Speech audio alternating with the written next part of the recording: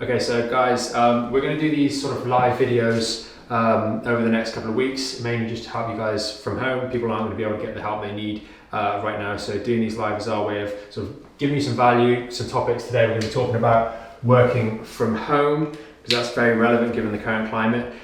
Joe's got some stuff we're going to talk about there, and then at the end, if you guys do have any questions, this is sort of your way of getting a little bit of help, a few pointers at home.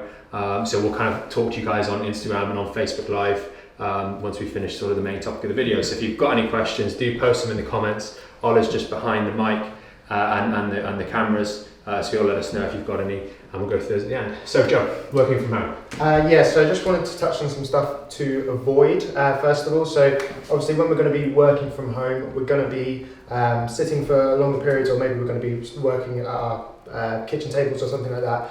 What you want to avoid is starting to do stretches for your neck, going into flexion-based movements. They're quite popular on YouTube if you go and look for neck stretches, in particular for work-based situations. But this is actually causing a lot more compression in the spine, and same goes for the lower back as well. A lot of us, we want to go into this bending forwards kind of position as well, but that is just causing so much more pressure onto the discs, onto the joints in the spine. So avoiding those at all costs would be really beneficial. We'll go through some exercises that will be beneficial for those kind of things.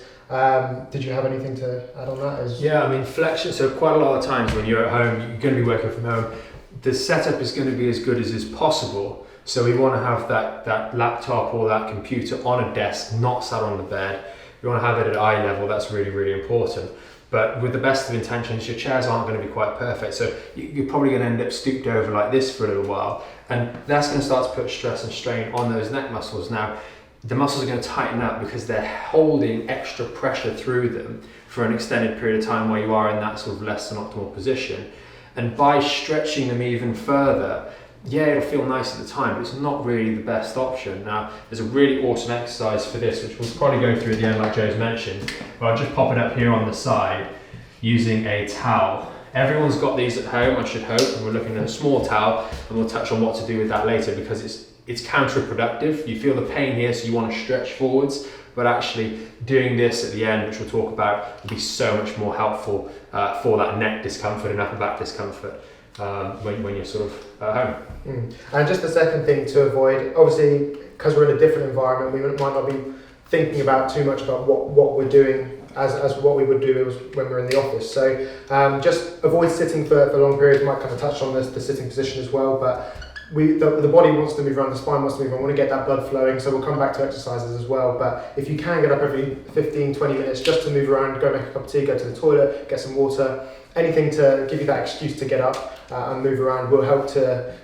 reactivate the muscles, get the blood flowing, and help to avoid that kind of stiffness in the neck or in the lower back as well. That's pretty much the things to avoid. I mean, taking regular breaks is really, really important. You can do this example at home, even while you're watching this video, maybe for the next minute or so. Is if you just hold your arm out like that the whole time, just leave that arm out while you're watching this video, and just you've got that stretch through the bicep. If you want, pull it back here, and just hold that position the whole time. It's going to start to get uncomfortable pretty quickly. Muscles don't like to be held in the same position under strain, whether it's elongated or shortened, for long periods of time. So actually taking these breaks is really, really important. And we haven't got any direct links for this video right now, but there's a plethora of research that shows that it's much more effective for your productivity when you're actually taking regular breaks rather than just trying to hammer it out. You feel better, you're more productive in getting the work done, and then you can finish faster and go and do the things you want to do. So getting up in your home is easier than ever before, and just take a break, go upstairs, go up and down the stairs once or twice, or anything to just get the blood moving, change the pressure on your posture and the pressure on those muscles as well. So that's really important. And so exercises that you can start to do at home. So first of all, focusing on the core, the lower back. If you do start to suffer from some lower back pain, first one you want to do is the vacuum. So if you've seen any of our stuff before, we go on about core engagement. So this one is literally just teaching you how to engage the core properly. So that's the one where as you breathe in, you're pushing your belly out, and then you breathe out. As you breathe out, you're pulling your belly and your stomach muscles in towards you and just holding that in there. Put a link to that on the, if you're watching this on live, we'll put a link in afterwards so you can go check those videos out. All the stuff we're mentioning here will normally have some sort of video on our YouTube channel, so you can check that out in more detail. So that's an awesome one. It's a great one to do at home. It doesn't take any equipment. It doesn't sound like much, but using those muscles can really take some of that pressure off the back, and it kind of teaches you to do that when you go and do sort of more heavy duty stuff like lifting something up. You really need to be engaging that core when you're doing that. Other things to work on, hip flexor stretches, especially if you're sitting down for long periods of time. That psoas muscle is going to get really tight. Hamstring stretches and glute stretches as well. Just muscles around the legs, around the pelvis that are going to get tight if we stay still for too long, basically. And then for the neck. Again, if you've seen our stuff, so there you'll see the one with the exercise band wrapped around the back of the neck and then pulling up and looking up at the same time. That one's a really great one, just to push your neck into more of an extension. As we're sitting down for long periods, our neck's going to be more flexed forwards or pushed forwards. So that was a really great one, just to relieve the neck from that flexion position as well. One other one as well, the Y raise. That one's just going to help to activate the muscles in the shoulder blades. Again, that's a great one, just to get everything in your upper back into a nice, more stable position, which the back will really like, and the neck can ease the pressure off the neck as well. Okay, awesome. Should I sort of round that off? Yeah. So Joe's been through a number of things here, and obviously we both have. The main thing to avoid is really going to be that flexion and that prolonged sitting. You've got more flexibility at home because you haven't got your boss over there breathing down your neck, so you're going to be able to get up and move around. Use that time, even if you are engrossed. And the same of this goes for on the weekends or in your downtime. Don't just sit down for hours watching Netflix trying to catch up on the box sets you've missed while you've been at work. That's really important as well. So take regular breaks, and discuss that. Now when it comes to the exercises, Joe's covered sort of two main areas here. You've got the lower body to make sure that your back doesn't give you any trouble, because the last thing you want is that to start to play you up when you can't go anywhere to get any help. So these exercises here, the core engagement one is a really good one. That acts as the foundation for any sort of strength and stability in your midsection, so you can do all the other more advanced core exercises correctly. So do that one alongside those hip stretches. Now with the hip stretches, check out onto the YouTube channel, because we go through these, and we'll again put the links in below. But you want to keep those hips nice and flexible.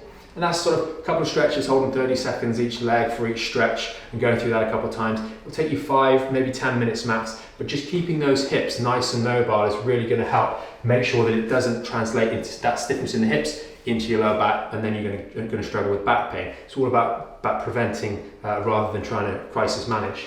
And then we get into the exercise with the towel. So we've got the towel exercise, which is a great one to do second. Before that, do the band exercise. Now, again, this one works really to deal with that upper body. We've worked on the lower body to make sure that's nice and good. But the band exercise, essentially having the band around your neck and slowly pulling backwards as we're doing that. Watch this in more detail, because the exercise is really, really good for unloading all of those weight-bearing structures in your neck, including the muscles that have to support it, where you get that tension on the back of the neck, as we touched on in the start of the video.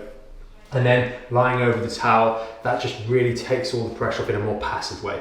Lovely way to relax, 2, 3, 4, 5 minutes. You can have something on in the background to listen to, and oh, that'll be good. Yeah, look at that, we did that one. So just going back to that band exercise, really easy one here.